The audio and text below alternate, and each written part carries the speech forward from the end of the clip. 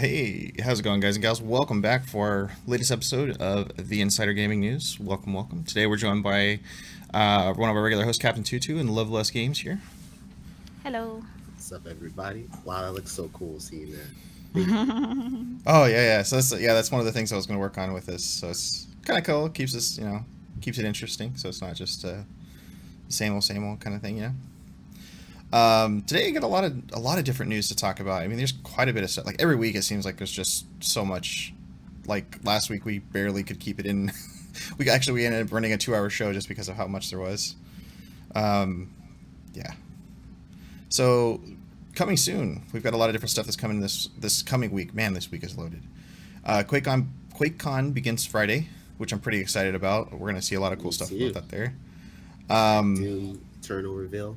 QuakeCon. I think Loveless, I'm coming through your headset a little bit. I could hear me. I have no idea how to fix that. Oh, Maybe okay. Hold on. Give me a second. That's okay. So yeah, we got the Twitch drops is actually coming back. Sorry, I didn't even get a chance to read some of this part beforehand, but ooh. So yeah, there's gonna be Twitch drops for Elder Scrolls Online, on Elder Scrolls Legends, and Quake Champion. So you connect your Twitch account to those accounts, you can get stuff by watching QuakeCon, sorry. Nice. Yeah, there's a lot of stuff. It looks like you get packs and a exclusive card for Elder Scrolls Legends.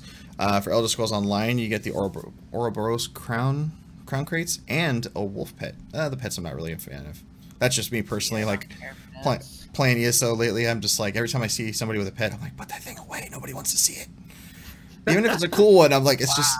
I just don't want to let them be great. I see you. No, I mean, most of the time it's like the one, it's like a common one. Everybody's just like, oh, I'll put it out because I put mine away because half the time they would like literally block you sometimes from getting into certain places, and I'm just like, this is annoying.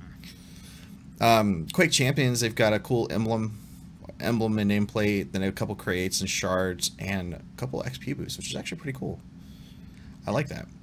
So if you join twitch.tv/Bethesda, you could get on that this Friday.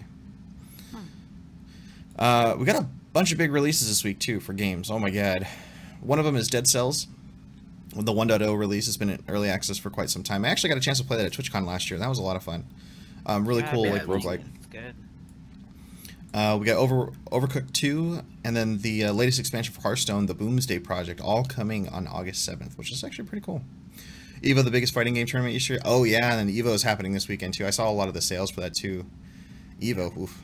A lot of good games in there too. Like I've saw some really cool matchups. Like there's stuff that people do in those fighting games, man, that I have never ever like imagined doing myself. I'm just sitting there. I just play and just mash buttons and try to get combos in there for as shitty as I am at fighting games, but I still play them. PS Plus. Ooh, yeah, PS Plus is coming up this week. With all the new releases, you get Mafia 3 and Dead by Daylight for free, starting Tuesday also. That's pretty cool. We've got the Xbox games with gold, For Honor, Forza Horizon 2, Dead Squared, and Dead Space 2. Actually, all pretty good games, too. For Honor, I think a lot of people will enjoy. That's a really fun game. Like, if I had more friends to play with that, I'd probably be playing that a lot more often than I do. I just love the theme and aesthetics of it. It's pretty cool. So. Oh yeah, I need to play that because they released it for free during what was it, E3, and I got it. But I still haven't played it yet. I think I went to get it, but the site was down, and I was like, "Well, GG." I don't need it in this case. Never mind. Yeah, another thing that's pretty cool that's coming later on this week is the Overwatch Summer Games are returning with a bunch of new Lucia Ball and other skins, which actually I'm pretty excited about. Like the Reinhardt one looked really cool. I saw a picture of that today. He's wearing like football armor. The Diva one is like so cute, and I need it in my life. I keep seeing the Diva one all over the place. Oh, I haven't even seen the Diva one yet. That's the only one I haven't seen. It's super cute. I'll see if I can find it. But like, it's been cracking my shit up because like, it'll be like someone being like, "Oh, I'm very wholesomely excited for the Diva skin," and then there'll be some nut job being like, "Feet, you can see your fucking feet," and it's just like, wait, what? That's what they're focused on out of all the things is feet. Like, come on, wow. I can't make this stuff up. I legit can't. I think that's why it's so popular too, sadly. Because you can see her feet. She's got feet. I think it's because Diva's super cute, but like, maybe I'm the minority. I don't know. I don't know. Here you go. Oh. Oh. I did not have permission. Oops. Yeah. Sorry. It does the. There we go. Yeah. The auto does links.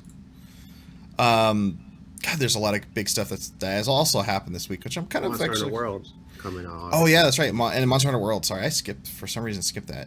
But yeah, Monster Hunter World was that Friday, I think, right? Thursday. Oh, it's Thursday. I still haven't decided if I'm getting that yet. We were just talking about that just before the show. I was like, I want to, but I'm like, there's so many other games, and I've barely had time to game this past week because of work, and it's just I'm hoping to get some gaming in tonight, though, more than likely after. I'm going to go see Ant-Man finally this afternoon. So that'll be a lot of fun. I want to go, too. I haven't seen any of the newer Marvel movies at all. Not even Infinity War? Nope. I'm so sorry. You could have watched it with Captain last night. Yeah. Dude, I literally worked last night, got home, and immediately hopped on GOG. I had no time to do anything last night. Oh, okay. No worries. No worries. Like, my schedules are full.com. Like, if you're like, dang, I'll never see Loveless anymore. How come? I'm busy. Like, it's insane. I went from, like, having the most free time to anybody to just having none. It's crazy how things change like that. It's upsetting. Some of the big stuff that's happened this week, too, I'm actually kind of excited about. Some stuff has been pretty interesting. Other stuff I haven't even got to try. Like, I really want to try this Destiny 2 matchmaking. So apparently Bungie has broken it to the point of where players are like super happy about it because the matchmaking's like twice as fast. Not only that it's twice as fast, it actually like unevens the matchups a little bit. So some of the games can go either really quick or they're drawn out a lot more, which is kind of interesting.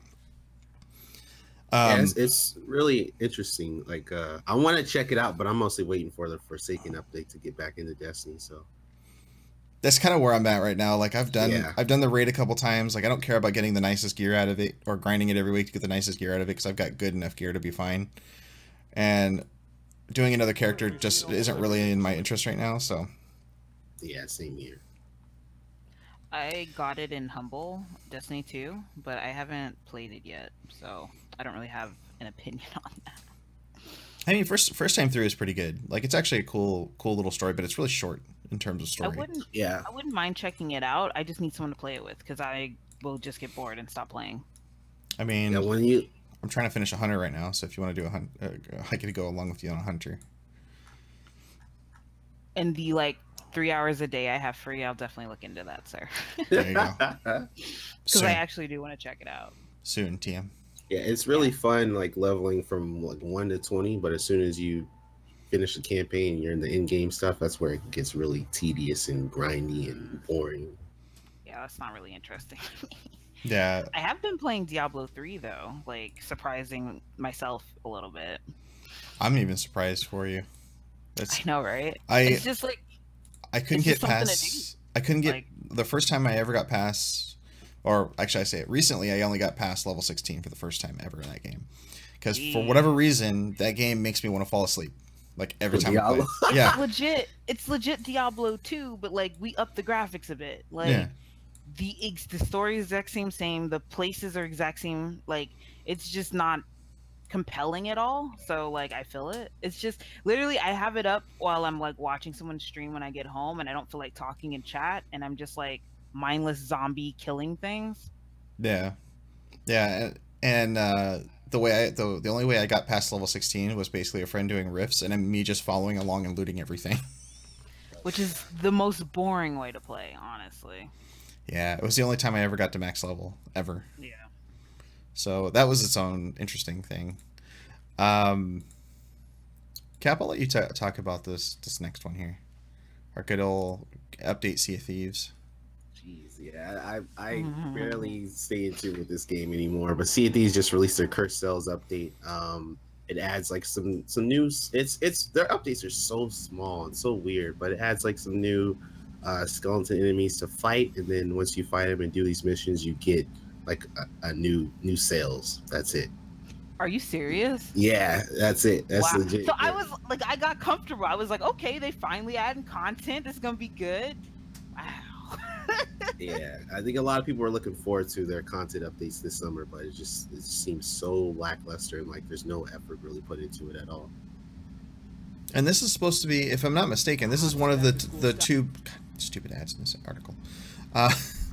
This is supposed to be one of the two biggest updates for this year, the remaining of this year, isn't it? Yeah, it is.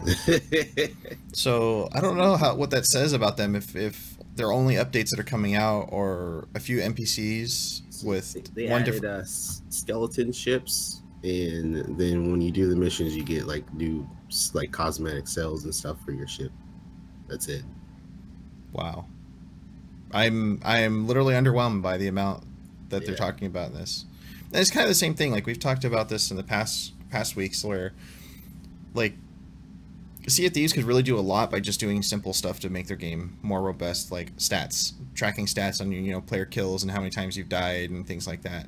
Like just simple stats. Doesn't even have to be anything crazy. Doesn't even have to get down to like gun accuracy or anything, because we know that all doesn't exist really. But yeah, just getting into stats where you like how many ships you've taken down, how many players you've killed, how many loot treasures you've looted off of another player's ship, or how many loot treasures you've just gathered in general. Like why the fuck not? Just something else that's in there. Yeah, and they have been doing like really small quality of life things. Like they added, like with this update, they added like player alliances, and you can like split loot with like crews and other crews and stuff like that. So like not only with just your crew, but like another crew that you team up with, which I think is pretty cool. But I mean, it's like, come on, man, you guys need to do more to get people back into this. Yeah, exactly. And that's where I'm just like, oh jeez, come on guys, like it's not that hard to get something going, at least story-wise. I mean, Rare used to create like some of the best and coolest stories for some of their games, especially in the past, like all the Banjo-Kazooie stuff, which one? So yeah, Banjo Conquer Rare too? Conquer was Rare, right?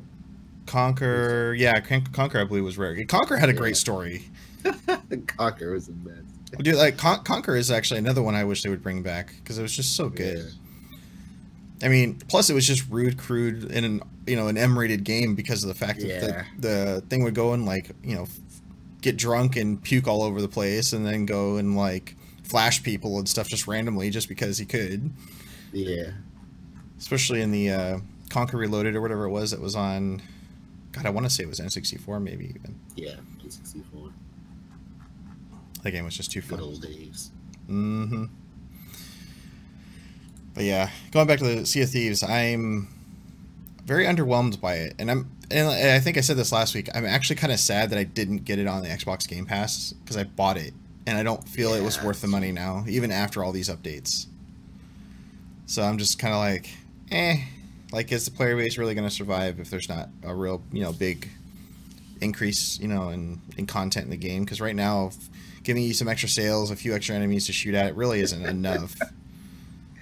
Yeah, that should be like a patch, not a huge like expansion. Yeah, and they touted this as if it was like a huge expansion, which is so confusing to me. Yeah, it's not like the thought process going on there at all.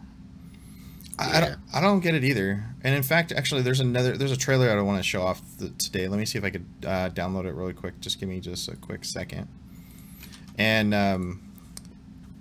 so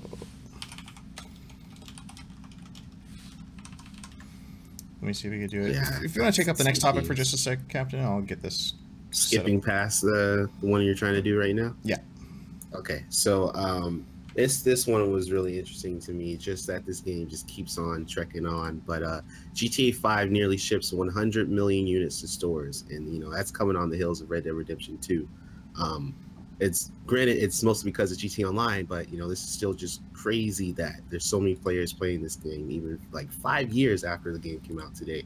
Yeah, like there's not that much to do in it, so I'm real confused. Yeah, like for me, I started my streaming with GTA, and I played a lot of GTA Online, and yeah, even me, I put like thousands of hours into that game, and at this point, like they do add new content updates, which is cool, but they kind of base it off of like the previous update and just keep going. So for me, it's kind of like I've done it all, seen it all, but there's so many people that are still in love with it and still play it and still grind. And it's crazy.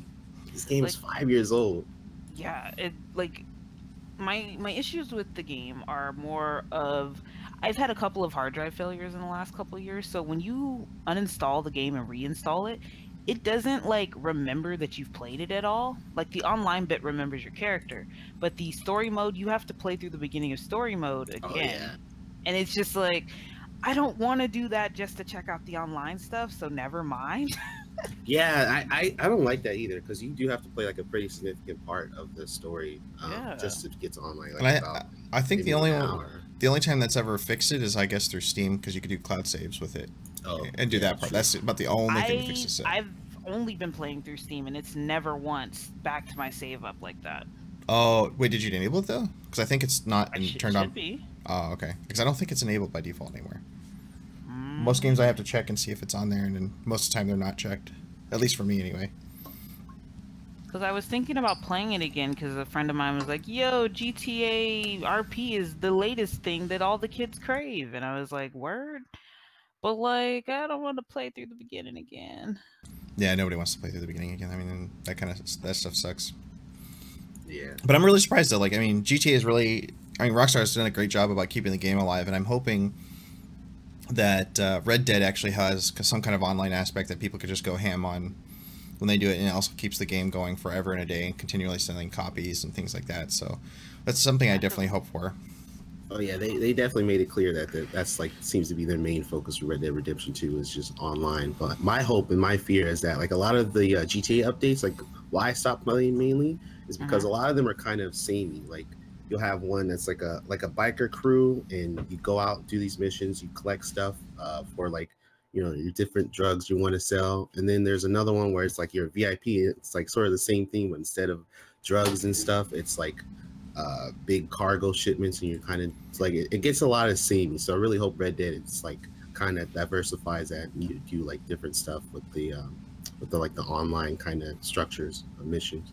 Oh yeah, I definitely hope that for it as well. I mean, GTA 5. I mean, I even the days when you were playing it a lot, that was I think the most time I've ever played it, because I mean it's fun occasionally from time to time, but playing it on a daily though, like just going and randomly doing stuff every day, I could see how it would get old after a while.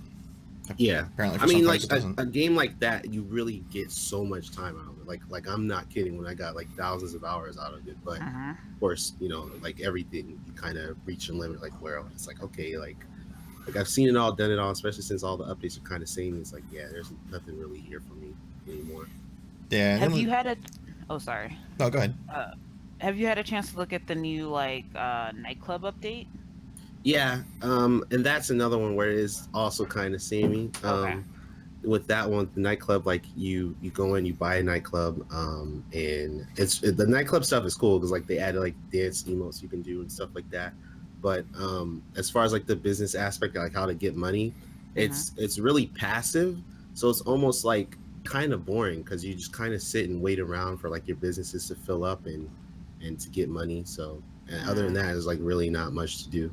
Okay, because like I saw it and I was like, well, what would you even do with owning a nightclub? So I was like, all right. Yeah, it doesn't really doesn't really do a whole lot in that regard, I guess. Yeah, I mean, it's cool that it connects to like your other businesses that you have on that game, but like it's really passive, so it's like you don't really do much behind the scenes other than Well, just I wonder wait. if that's kind of a way to fill it in for people like, say, like me, who haven't been playing constantly and are kind of curious to come back into it with all the hype and all that. If that's a way to kind of help you get money so that you can afford some of the bigger things. Because I know one of the reasons I stopped playing was it just felt like I had to do a lot of grinding to get to anything I really wanted to have in game, like the really nice cars, the really nice apartments, the really nice boats, all that jazz. Oh, especially the boats too, man. Oof. Mm-hmm. Boats Yeah, really. now thinking, sorry, Okay. but now thinking about it, it really could be because like a lot of stuff is like passive, as I said. So you kind of just kind of tell like you hire people to kind of get these like drugs for you and stuff like that, and so it takes time. I don't know how much time it takes, but you just kind of sit and wait around for them to get the stuff, and then they get it, and then you make money off of it. So there's that, and that you don't really have to do anything to get that stuff, which is cool, but in the same sense, it's kind of boring because it's like you're not doing anything. You're just kind of Yeah. sitting and waiting around. Maybe it's meant to be one of those passive things where you set that up and then you just go and do your thing. Mm-hmm. Which isn't bad, but at the same time, it's not content that's gonna pull me back in. Yeah, it isn't bad, but like for someone like me, you know, it's like there's not much here to do. You know, for someone who's newer to the game, like where everything is new to you, it could be better because you can just kind of like, okay, I could do this, and while it's waiting, I could do something else that I haven't done before. But you know, me, I've done everything. So Yep. Oh yeah.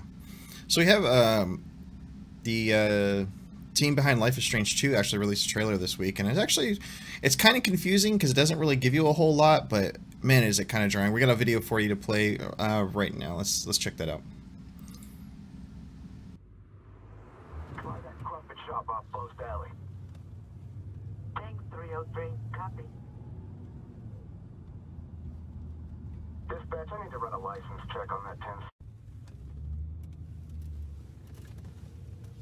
Shit.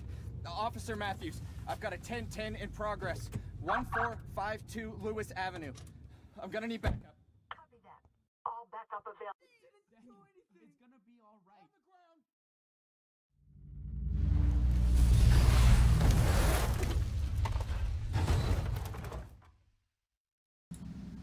On the ground. Send backup immediately. 306.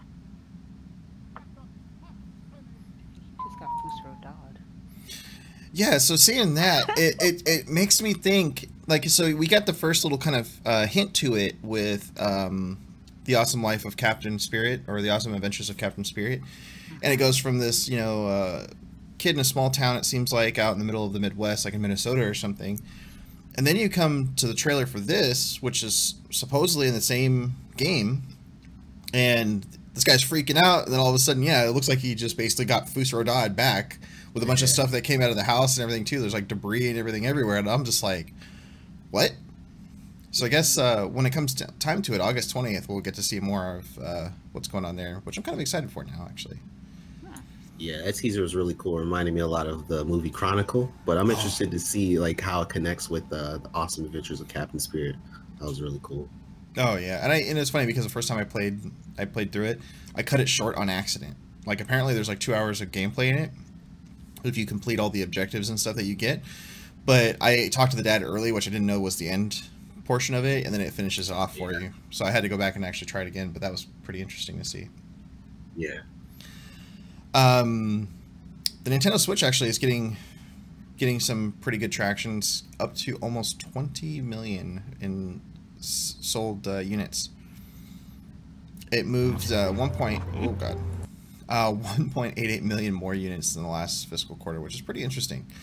I don't know, like, I'm not sure how this did it, but like the Nintendo Labo like cardboard set sold somehow almost close to like 1.39 million units. Which Really? I'm like genuinely surprised about that. Like I'm still waiting on that cardboard stream. that. I didn't even know that. I mean, to me, it feels like the Labo, I feel like is close to what the name should have been. If you guys catch what I'm saying on that, but Yeah, to me it should have been like, the Nintendo Hobo. I mean, I just looked at it and was like, "That's not for me," and kept it moving. I was Yeah, like, "Mm." I don't understand it, to be honest, but yeah. So they've got all kinds of stuff for it. I mean, Mario Tennis Aces also sold 1.38 million copies, which I'm actually surprised. It was sold out here in San Diego for like almost 2 weeks. I was actually the Mario Tennis Aces, the brand new one. Yeah. And yeah, like in San Diego, like I got it the first couple days it came out, and I caught it after that. But ever since then, like even when I visited Best Buy just a few weeks or a few days ago, actually, it was still sold out. Like there was no units there for it. Wow. Yeah, it's crazy. There's another game that just came out. What is it? Octopath Traveler. It's like really Oh God, I blowing want up, that. and it's selling out in stores like crazy. Like the only way you can get it right now is just by like Direct. yeah, it's just the eShop, digital download. I honestly assume that's how everyone was kind of already buying it, so that's maybe why the limited physical copies, and it also creates kind of a like scarcity situation Yeah, too. like they didn't think the game would sell that well. I think that was the biggest thing, and it just blew up like past their expectations, and they can't even keep up with demand. Well, it's also kind of that part of the time of the year too where we're getting very, very little RPG games. And I think that's one of those things, like as soon as a good, a relatively decent or good RPG game comes out, like people just like go and hover over it and just go crazy on it pretty much. So it's pretty interesting to see how that all goes. Yeah, and the Switch has become like my indie machine. Like I use it like mainly for all the indie games now because it's so easy. Like when I get on my computer, like I don't really want to play indies. I want to play some shooter. I want to play No Man's Sky or Something immersive. Yeah, something more immersive. But when I'm using my Switch, it's like time to pop in, play an indie game for like a good 20 minutes, 30 minutes or so. Even like the free to play section with like Fortnite. I play Paladins on there, which is really good, and I enjoyed that a lot. So I think it's a little slow, but Paladins on PC. there's a lot of good stuff to find on Switch. It is on PC too. Yeah. I know. I mean, get it on PC. Oh yeah, everyone's telling me to play it on PC. It's actually really good on PC, and they just started the new season of stuff. So if you want to play that, I'm definitely down for it because I'll play the new season for it. Yeah, it's a lot of fun. Like in terms of the Switch, I was telling someone the other day, like it's very much, I feel like a revival of the Nintendo 64. Like a lot of third-party support. They're spacing out the releases, so every month you're hearing about something really cool coming out on the Switch, and it's lingering in your mind, and then all of a sudden you're like, all right, I gotta get it. Like I'm waiting until November because there's no way they're not gonna have it bundled with that Pokemon game, and that was kind of the straw that broke the camel's back for like, I don't care about the Switch, I gotta get a Switch. So yeah, and Smash was that for me. Like as soon as they announced Smash, I was like, me and my brother had already been thinking about it, and then we looked at each other, we're like, it's time. Yeah, this fall is going to get a lot of new adopters, and a lot of people are coming on board already for the Switch.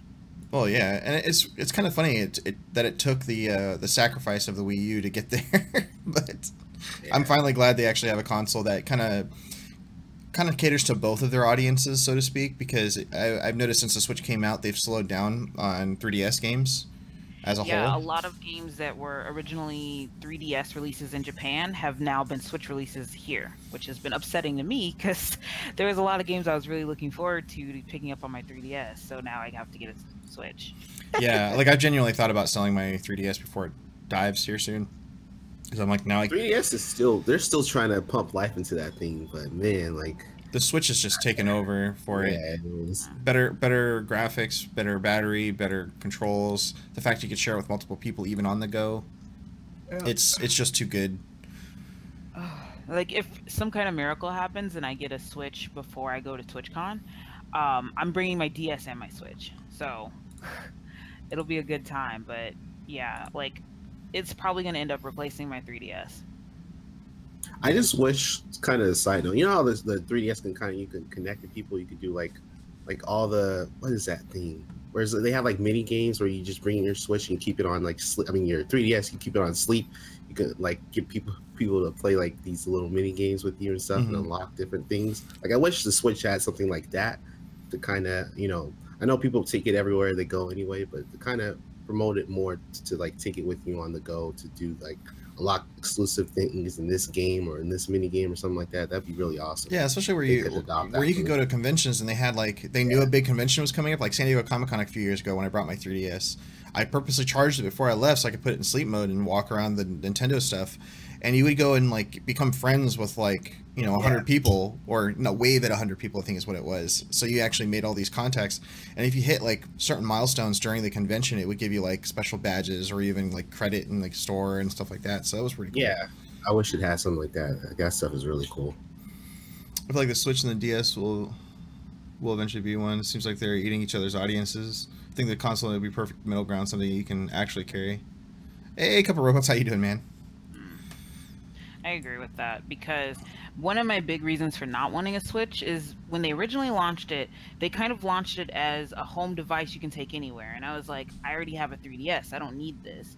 But now with the 3DS titles going on the Switch, I'm like, well, I guess I can get a cover for the screen, because I love that the 3DS folds closed. So I definitely agree with that. Oh yeah, yeah, especially something that could protect your screen a little bit more. But yeah, I definitely agree. I think the Switch is already kind of taking its ground and, like you said, is eating it off each other. And I think the Switch is going to win by a long shot, just because the adoption for a lot of other companies has really increased like tremendously in the past like 6 months or so. So it's definitely good, especially with all the E3 stuff. Like there was tons of stuff they announced at E3, and even a lot that has still come afterwards in terms of news and everything. But so this next topic, I'm not gonna lie, I think this is utterly fucking ridiculous. Excuse my language. Yeah. This is I'm still trying to wrap my head around how the hell this is a thing. So apparently, parents are getting their kid Fortnite tutors. How the hell this is a viable thing when they were just complaining that they don't want kids playing this stuff in schools and stuff like that. But now they're going to get tutors to help their kids develop skills of Fortnite. Now, for one, I don't know how this is not a scam from like the people that are trying to sell themselves as tutors. Because like you could literally pick like any gamer and be like, yeah, I know how to play Fortnite. I'll teach your kid how to play it. Like what? Yeah, I was about to say, I'm available. Shoot, hire me. I'm available for $75 an hour. I've never even played Fortnite, but let me tell you, I can take you to stardom. Yeah.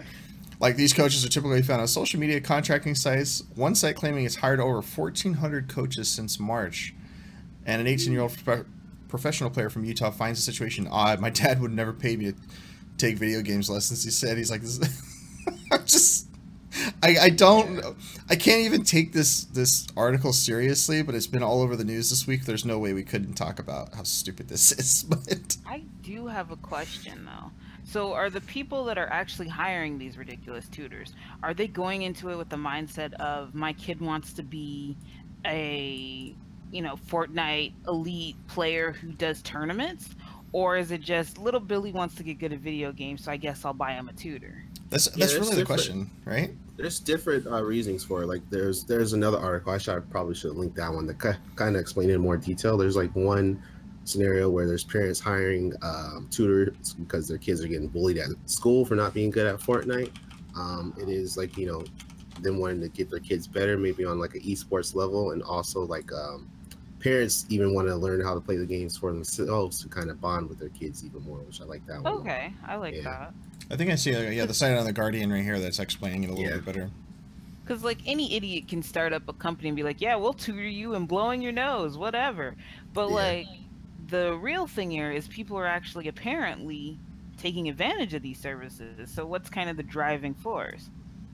Yeah, it's I mean, even the fact that like kids are getting bullied at school because of Fortnite is also kind of ludicrous to me. Like I don't understand how this new generation culture, for whatever reason, I mean, I know Fortnite's been a big thing, but at the same time I'm like, it's not anything special in my opinion. They do some special stuff with their storytelling and their skins and things like that, but it's if you take away the main aspect of the game, which is building, the game itself is kind of shallow. Like if you took that building aspect is what sets that game apart, because it adds a completely new layer. Oh yeah. Well, it's the only layer that matters when you play it. So it's like if you don't, learn how to build a structure around your opponent so you can shoot him in the head, from above, that's basically you know, how you play the game, essentially. This game is so global. Like even talking to like I can see the bully aspect sadly because like talking to like even like my little cousins, they'll be like, "Hey Tutu, how many wins do you have?" And I'm gonna be like, "A good 13," and they're like, "What?" And just like the reaction they get, and just how global and how much they talk about it, like it's really taken over everything as far as like schools and whatnot. It's crazy. When are we kicking Kenshin out of GOG? The CEO is a terrorist. Going to take the North. I mean, we're not quite talking about Eve. That was talking stations just before here. But how you doing, Princess Paradox? But yeah, I don't know. I'm having a hard time wrapping my head around like why parents would even want that to begin with. I mean, the fact that it goes to the extent of people hiring tutors for their kids to avoid bullying is just beyond me. Yeah. Like I'd be one of those parents who'd be like, some kid at school's bullying you about Fortnite, you tell him to go get a life. Like, like if that's the only thing he's got on you and you're gonna argue about it, I mean, you're obviously doing better than him already. So yeah, it just kind of blows me away.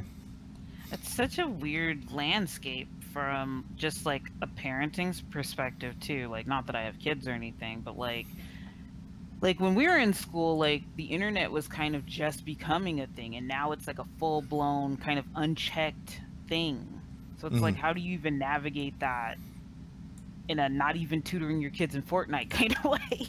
Oh yeah, I mean, like even when I was in like junior high and high school, the biggest thing that parents had to worry about was the fact that you're using the phone line for your internet and chat rooms. Like chat rooms were a big thing back in the day, especially when I started, you know, diving into the internet. And it was just all like, you know, teen chat rooms of different kinds of, you know, random stuff. And pagers. God, pagers. The day of pagers, man. Oh my God.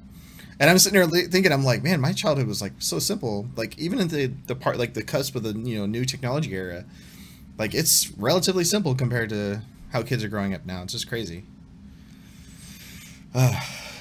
So speaking of on the Fortnite train, Fortnite for Android is apparently going to ditch the Google Play Store for Epic's website.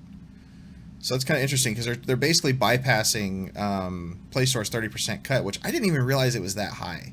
That's like crazy, yeah. A 30% cut on the app portion of it is ridiculous, and I didn't realize that Google was taking that big of a cut. I thought it was like 15% or 12%.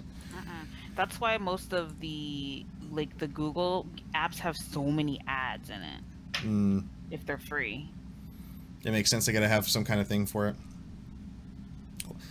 Yeah, AOL chat room. Seriously, I met my first wife AOL chat.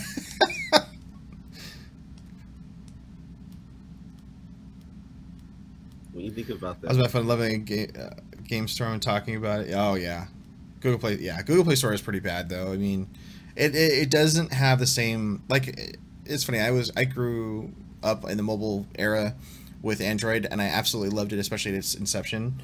And then over the years, I've kind of just like, I don't want to play or do stuff with Android anymore because for one, I mean the OS level itself is so fragmented, it's crazy. Because if you get one update for the OS in general, not every carrier or every company is going to integrate it with their version of Android.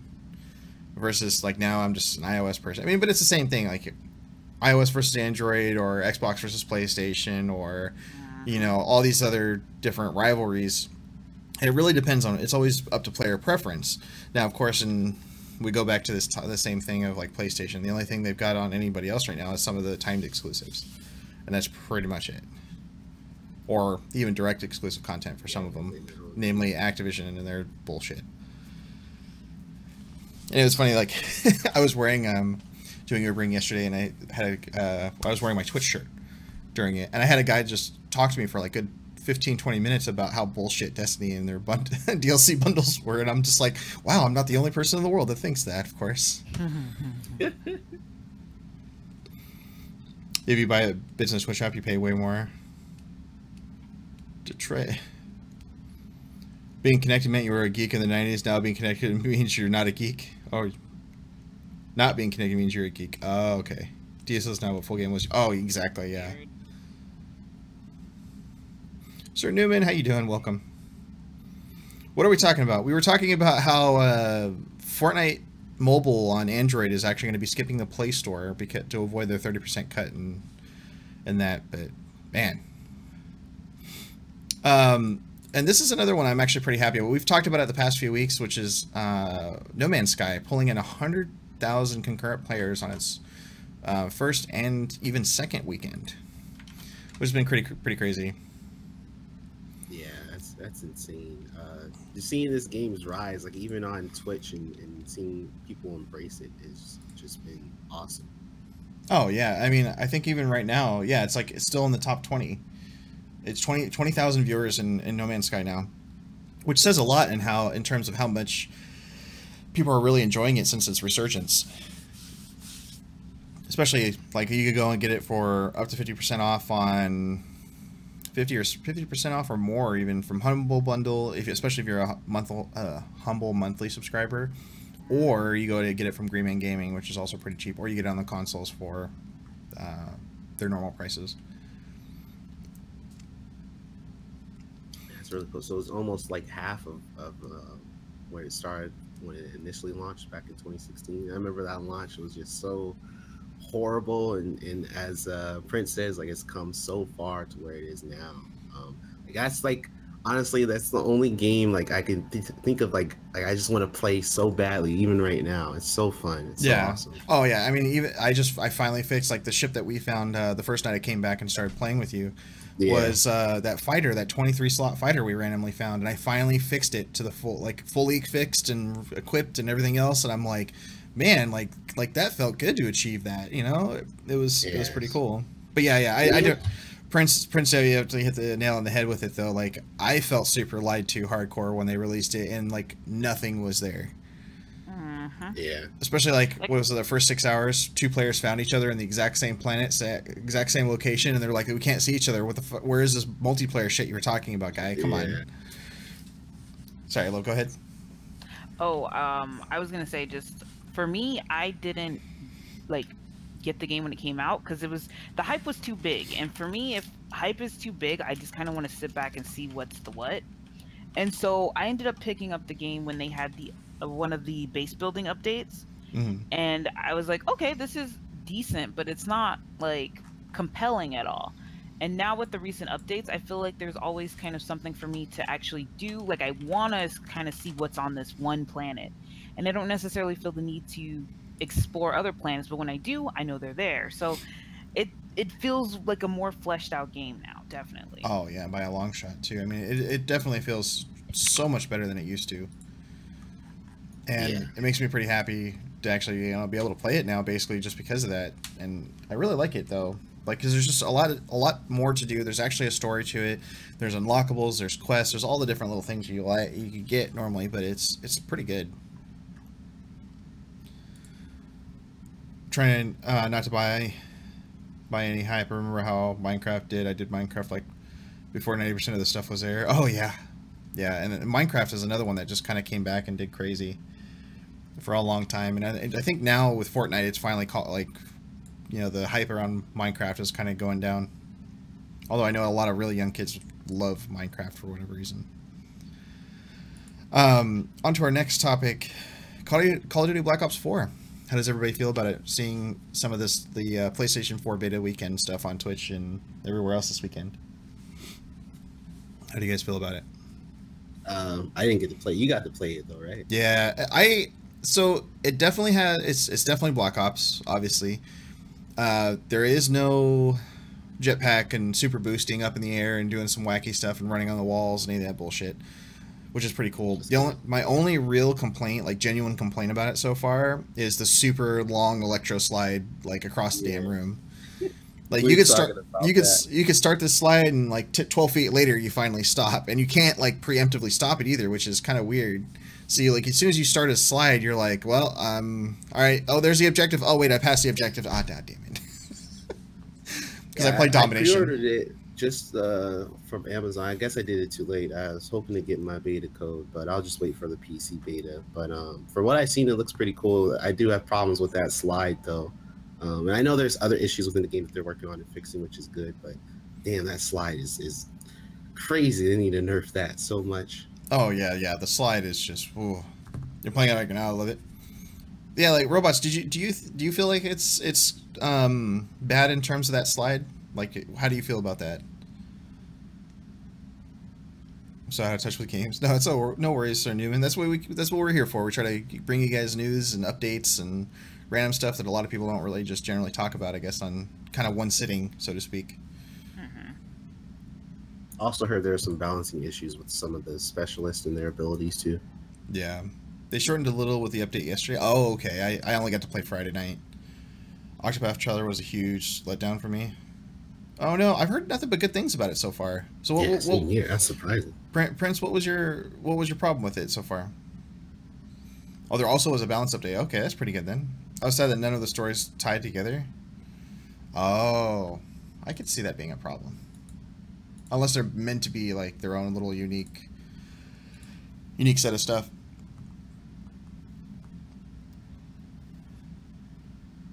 But yeah, so we have our next news thing, which I'm kind of interested. EA and other major publishers are gearing up for Netflix-like game streaming subscriptions, which kind of starts to tie into our top story for today. And it's kind of interesting. I'm starting to feel like this is going to become a much bigger thing where there's going to be subscription services for games, which are just bringing in constant monthly income on top of, being able to buy just the game itself if you don't want to buy the subscription. But like cloud gaming is also becoming like such a big thing. God damn it, ads! I swear. Like all these ads keep popping up and the ad blocker's not working. But there's so many like EA Premier just started I think this week also, and you could with that subscription service, which is a little bit more than EA Origins, it's like almost identical if you look at it. The only difference is you get to play the full game versus a demo or 10-hour time demo. But Nvidia has a service I think for PC gaming. Yeah, the one for Nvidia is GeForce Now, and that's actually one of our streamers, Potato Pleb, actually uses that religiously because he games from a Mac, and the Mac doesn't have the ability to play a lot of the games that he wants to play, so he does a lot of his streaming through the GeForce Now, which has been pretty good for him. Yeah, this is crazy. Just this concept of like cloud gaming and streaming games in general, like just the fact that they see this for the future, like in the next like 2 to 3 years, like where the internet's going to be. And like I'm kind of worried about it, like with the whole net neutrality thing going out. Hopefully we're able to kind of reverse it back, because if people have to pay their own for these services, and they add on fees to these services as well, and downloading it and streaming it, like it's just crazy to even wrap my head around it all. Oh yeah, I mean, I like the idea because it definitely takes a lot of need away from having like a beefy rig to play the game or whatever, which is kind of cool, especially with GeForce Now. If you can't play the game very well, or you have a lower end machine, it's a great solution if you own the game to go and play these. Like now granted, GeForce Now you have to own the game to be able to do it unless it's a free to play title, but still, I mean, it's fantastic. I think it's actually kind of a good thing, because it's even on the same level where if players don't have enough money for it or something, they have enough money for a subscription every month, maybe they get their allowance or something, for younger kids or something, and they're like, hey, I want to get this subscription, so now I can play all these different games, and I don't feel like I'm left out with my friends or anything like that, especially in terms of like the EA games and how like the Microsoft passes and stuff is doing it, the Microsoft Game Pass. Yeah, even speaking about Microsoft, like how they're dipping their toes in it. Like last week we mentioned about the Xbox, the next Xbox having 2 consoles, and one being like the more traditional console, and the other one being like a cheaper console where you're just kind of streaming games off of their cloud service, which sounds like awesome and crazy. Like I wonder, like I someone want to get that just to see how it's going to be and how it is. It's really cool. Oh well, yeah, I can definitely imagine that, Prince. Jesus. Like that's, I feel like, the huge issue that we're going to be running into in the next couple of years, as the services kind of push for online gaming and cloud gaming and all that jazz, not everyone has, not everyone lives in a major city. Not everyone Yeah. can have access to that. Not that they can't afford it or can or whatever, but it's just not an option for everyone. So Oh, it's exactly. just like, how many people are they going to be alienating in their quest to be DRM, always online nonsense? Yeah. Oh, yeah. I mean, in terms of like the single player games, I hope there's a way you could just take it offline and be able to play it. But of course, there's also got to be security measures that also do that.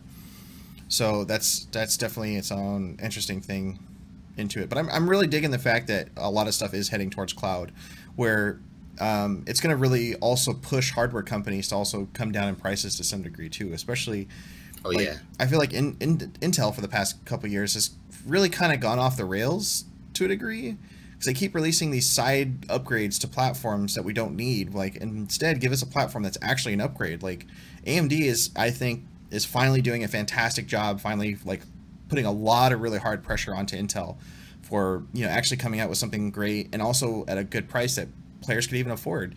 I mean, granted, the Ryzen series, almost anybody could get into that platform for pretty cheap. And even if you wanted to go on the high end, their high end wasn't nearly as bad as Intel's high end. Like, you could go and get their 1950X platform, even when it was at full price, it was still $999 for, it was like a 16 core, 36 thread processor. If you tried to do the same thing for Intel, that was like a $2,000 plus processor just by itself. Jeez. So I mean, like, you think if cloud gaming becomes a thing, now their market changes. Like, okay, so you get a lot more people that want to go and have the cloud gaming, so they're not going to buy expensive rigs anymore. They're going to go and buy these what they call Steam machines the past few years. So buy something that's light, easy to use, doesn't take a whole lot. It really just has the capability of being able to push graphics onto a monitor. Boom, they're done. The hardware cost is like around $300-400, and boom, they don't need much to do it. So I have a feeling if that happens, or that becomes a real big trend, then we're going to see a lot of that stuff too. No, Intel only had that level in Xeon. Yeah, well, exactly. And it was only in certain ones, but even then, their Coffee Lake and Kaby Lake and all these new ones that are coming out are side grades to existing platforms. They're not even actual like upgrades, which is the yeah. And you're right. The only one that was like, available at the time was Xeon processor, but yeah, it was still like it was a server processor that was only available in one style chipset, and it was stupid expensive. Yeah, and I'm really digging the idea of Threadripper. In fact, like, I think my next machine or my next build is going to be an AMD Threadripper setup, which is coming sometime next year for me. But yeah, it's just going to be crazy how this goes. Some of the other big news that we had this week, I mean, aside of cloud gaming service, which I think is going to be a big deal, Logitech actually acquired Blue Microphones, which I thought was kind of an interesting thing. We were talking about this a little bit before the show on how I've felt since, I don't know, I want to say the last 2 years, maybe even a little bit longer, just when they did this gaming rebrand stuff, where they're basically going and pulling, like, they rebranded their entire gaming line of hardware for like their mice and keyboards and headsets and stuff like that. But ever since they've done that, they've like just sunk in quality, in terms of quality. Like, the stuff doesn't really feel as nice anymore. Like, I've heard of people breaking down mice within a year, keyboards within a year, which is insane for, keyboard and mice manufacturers. Most of my keyboards and stuff and mice that I've ever bought from any company have always guaranteed to last me at least 2+ years, even on heavy use. So it's just like, so how do you do this? But now you've got Logitech that's acquiring Blue Microphones, which is, in fact, like what I'm using right here, is, pretty crazy. I mean, Blue's got a really good quality setup. Like, I've got their Compass arm that's actually right here too. And it's fantastic stuff, but I'm like, what is Logitech going to do with them? As Prince said, they bought the whole company, not just the microphones. Yeah, they bought the whole company, so it's the whole... Yeah, so the whole thing. So I'm hoping, and my sincerest hopes, that they don't take the company and try to integrate it in directly into Logitech and being like, Logitech powered by Blue, like, or powered by Yeti, however they want to do it. if they keep Blue Microphones still kind of operating on its own to do a good degree, just owned by Logitech, and making different gaming bundles and stuff like that, I could see it working. But if they try to full on integrate it, I don't think it's going to end well for anybody.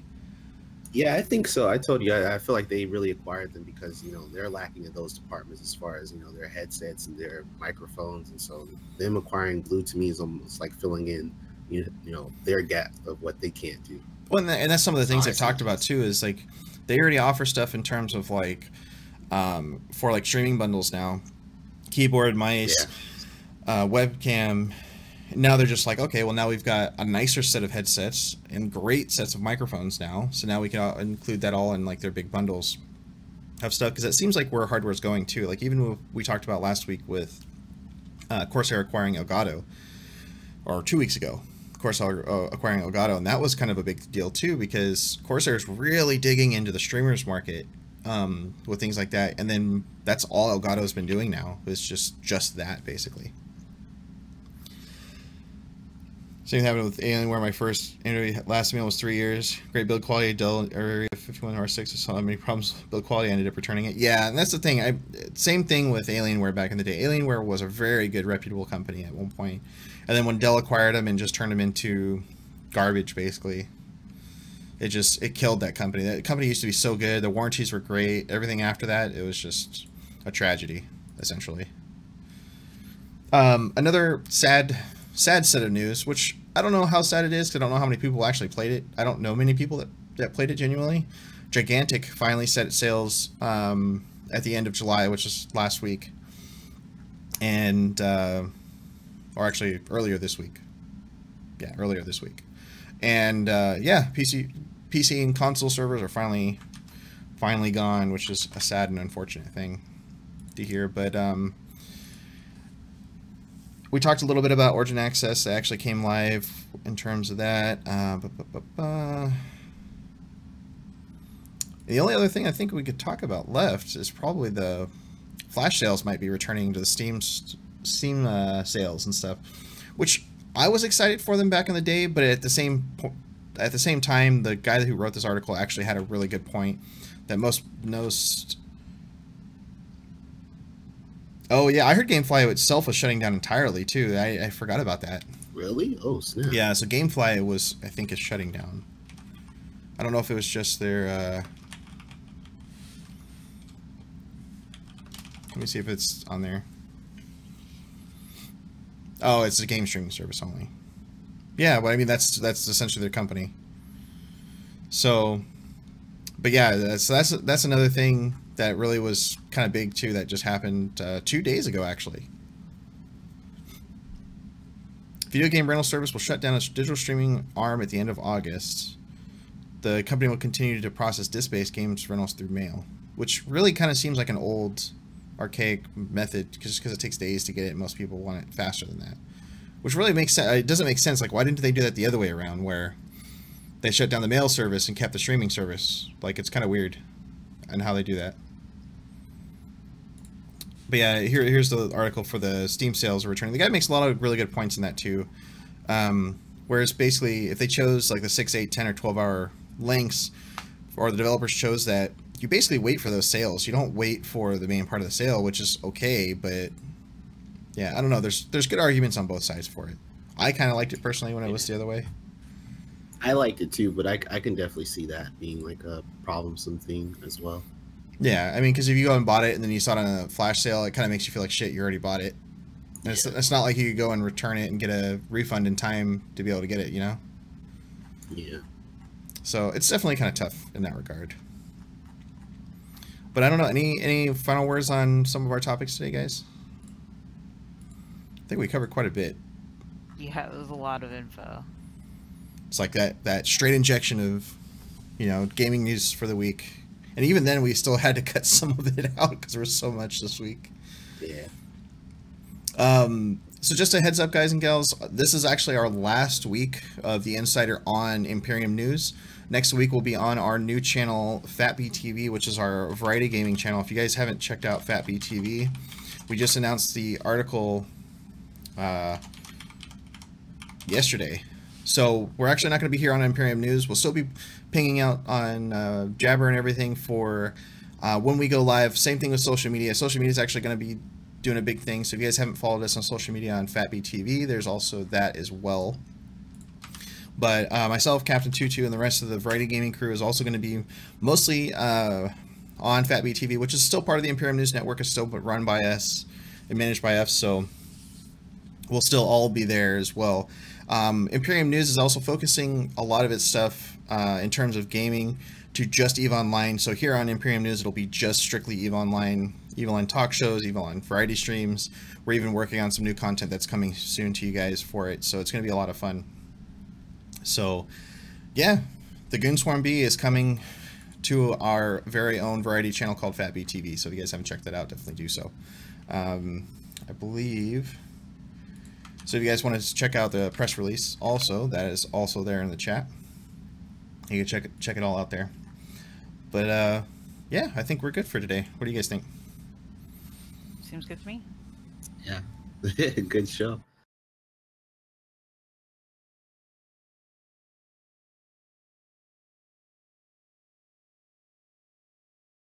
Cloud gaming is just weird. I'm still just thinking about that. My mind is just everywhere with that topic. Yeah, the cloud gaming, I mean, there's going to be a lot of stuff that's going to come to that in the end. Yeah. Someone who's more interested in preserving games than necessarily having a fun game for a moment, and then a couple years later your servers are down, I'm not a fan at all. Yeah, that can definitely. I mean, physical games. I can't remember the last time, aside of like maybe console games, I buy physical games for PC anymore. Like, as you know, I'm a partner with GOG, so like every game I buy there is my copy, even if it's digital. So that's definitely, as we move into cloud gaming, I'm definitely like, Right. No, thank you. Yeah, so it's definitely going to be interesting. But yeah, if you guys haven't checked out our streamers here that are on the show today, Captain Tutu, Love Less Games, and also myself, RuneShift Gaming. If you guys haven't checked us out, definitely do so. The link's there in the chat. But yeah, we'll see you all next week on FatBTV. Same time, same place. Well, not the same place. Same time, different place. And yeah. Any last words to say, guys? Anything? I could think of. Yeah. All right. Well, take it easy, guys and gals. We'll see you all next week. Have a good one.